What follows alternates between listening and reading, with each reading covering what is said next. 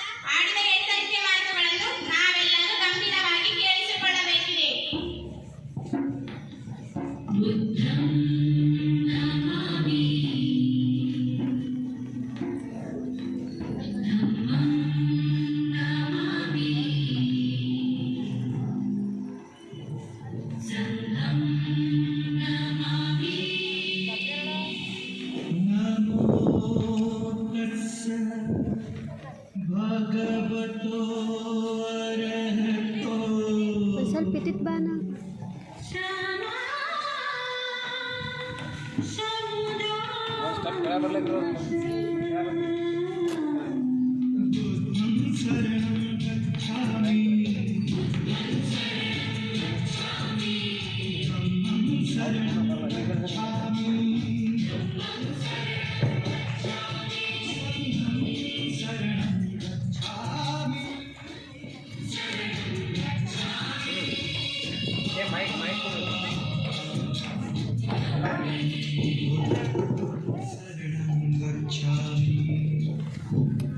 ಜನವರಿ 26, 1950ರಂದು ನಾವು ಈ ಸಂವಿಧಾನವನ್ನು ಜಾರಿಗೊಳಿಸಲಿದ್ದೇವೆ.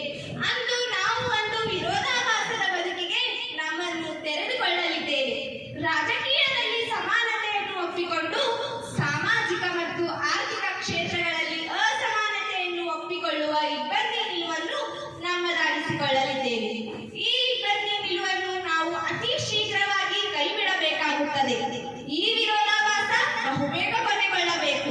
ಇಲ್ಲದಿದ್ದರೆ ಈ ಸಭೆಯು ಅಪಾರ ಶ್ರಮ ವಹಿಸಿ ಸಿದ್ಧಪಡಿಸಿ ಸಂವಿಧಾನದ ಮೂಲಕ ನೀಡಲಾಗಿರುವ ರಾಜಕೀಯ ಪ್ರಜಾಪ್ರಭುತ್ವವನ್ನು ಅಸಮಾನತೆಯಿಂದ ಬಳಲುತ್ತಾ ಬಂದವರು ಧೂಳೀಪಟ ಮಾಡಿಯಾರು.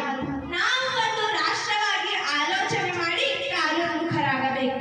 ಜಾತಿ, ಧರ್ಮ, ಪ್ರಾಂತ್ಯ, ಭಾಷೆಗಳ